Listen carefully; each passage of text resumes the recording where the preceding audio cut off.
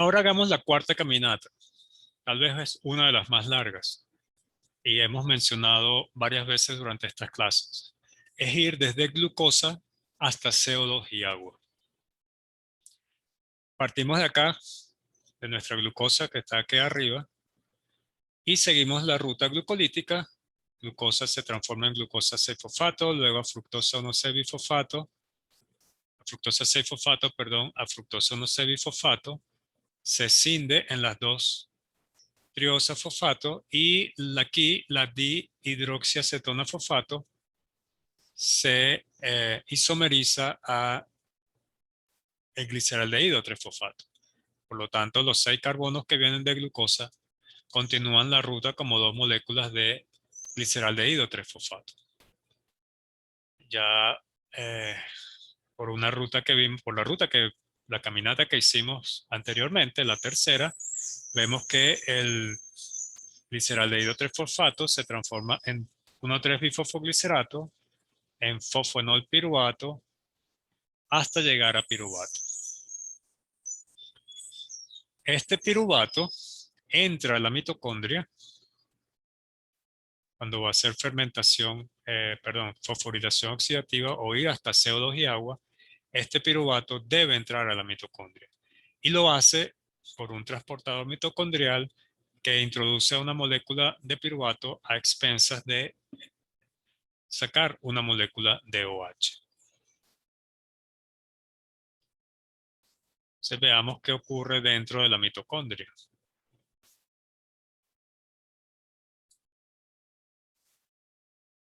Ese piruvato mitocondrial es oxidado por el complejo de la piruvato deshidrogenasa y esa oxidación de piruvato va a producir acetil-CoA. ¿Okay? Punto importante aquí, que ese acetil-CoA, que esa oxidación produce poder reductor bajo la forma de NADH.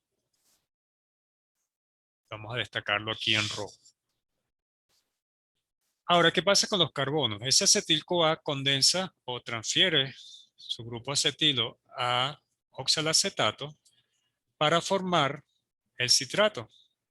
Ese citrato sigue la ruta del ciclo de Krebs, alfa-cetoglutarato, succinil-CoA, malato, hasta que vuelve otra vez al oxalacetato, ¿no? Como característica propia de una ruta cíclica. Cada vez que un acetil-CoA da una vuelta completa en el ciclo de Krebs, se produce poder reductor, de nuevo bajo la forma de NADH, que lo destacamos acá, y ocurren 3 reacciones del ciclo de Krebs en la formación del alfa-cetoglutarato y en la formación del succinil-CoA, el segundo sitio, y el tercer sitio es la oxidación de malato hacia oxalacetato. En esas 3 reacciones se produce poder reductor bajo la forma de NADH. También entre succinato y fumarato, que está por acá, no están dibujados en el esquema, hay una reacción que también produce poder reductor, pero bajo la forma de el FAT y se transforma en FAT H2. Entonces, producto de la oxidación de piruvato y del ciclo de Krebs, tenemos NADH y FAT H2.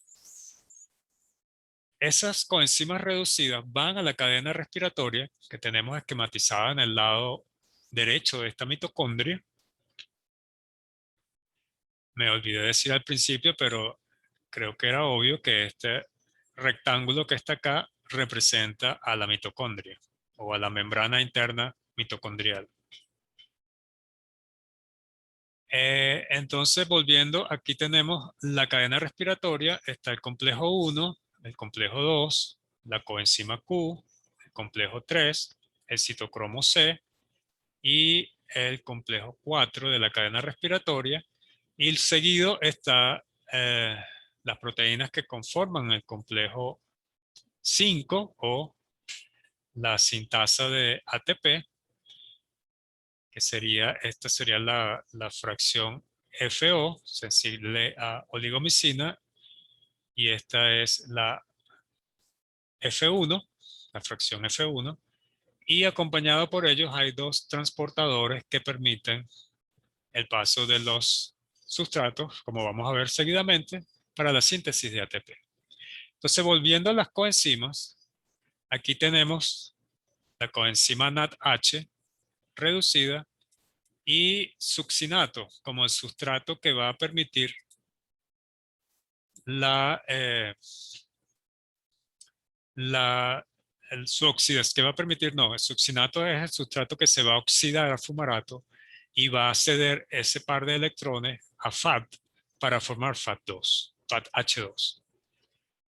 Entonces, como sabemos de las clases de bioquímica general, la coenzima NADH reducida es reoxidada por el complejo 1 de la cadena respiratoria, a NADH, cosa que permite que el ciclo de Krebs siga funcionando, ese flujo de carbonos continúe allí, porque constantemente se está eliminando la coenzima reducida y formándose de nuevo la coenzima oxidada. En esa transferencia de electrones, de ese par de electrones y de protones, el complejo 1 de la cadena respiratoria transfiere vectorialmente 4 protones desde el lado interno de la matriz mitocondrial hacia el espacio intermembrana. ¿Okay? Aquí no está representada la segunda membrana mitocondrial, pero este sería el espacio intermembrana.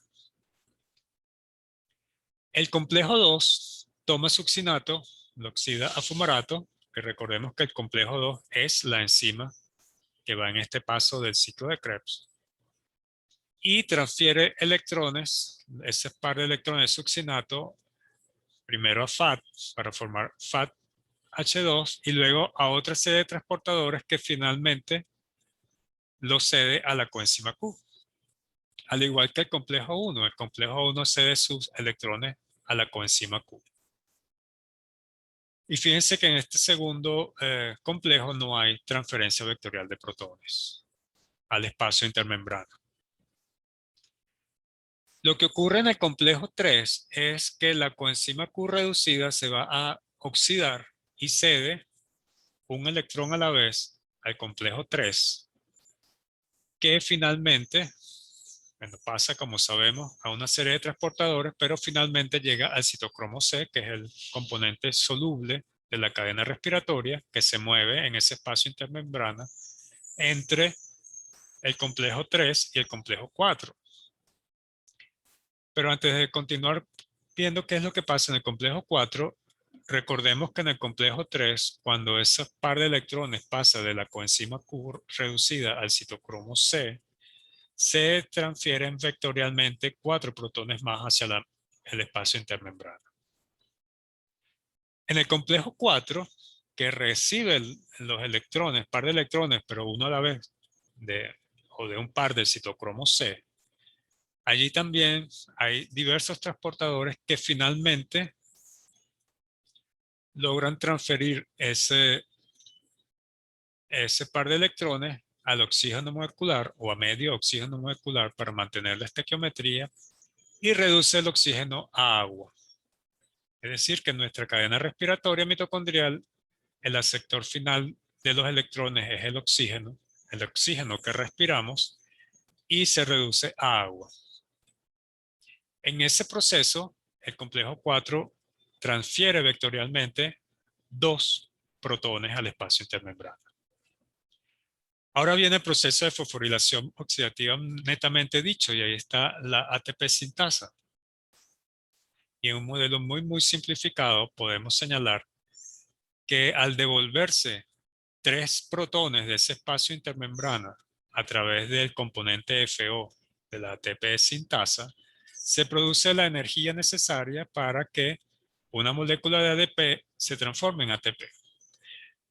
Pero para ello también requerimos que haya fosfato inorgánico dentro de la mitocondria.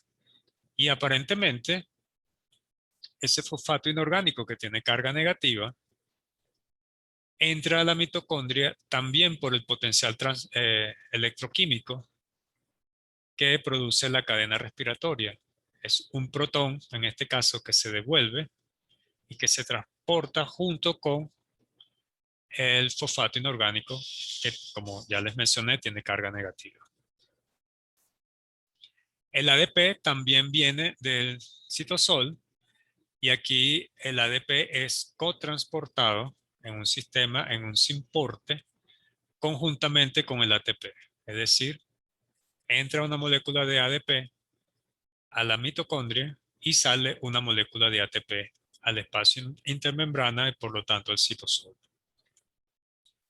Ese movimiento de estos dos nucleóticos está favorecido por la diferencia de cargas de ambas moléculas. Entonces, sí, aquí tenemos la maquinaria completa que nos permite sintetizar ATP a partir de la energía electroquímica formada por la transferencia vectorial de protones, producto de la oxidación del NADH y del succinato. De esta manera logramos caminar la ruta que va desde glucosa hasta CO2 y agua. El CO2, recordando que no se los mencioné, se pierde en la oxidación de piruvato acetil-CoA, uno de los carbonos, y en estas dos reacciones hay descarboxilaciones que son oxidativas. Entonces, como el ciclo de Krebs entra una molécula de dos carbonos, perdón, como viene de piruvato, tres carbonos, aquí se pierde el primer carbono, el segundo y el tercer carbono. Y ese carbono sabemos que se pierde bajo la forma de CO2 o de dióxido de carbono. El agua aparece aquí, al final de la cadena respiratoria, cuando les comentaba que el oxígeno es reducido al agua.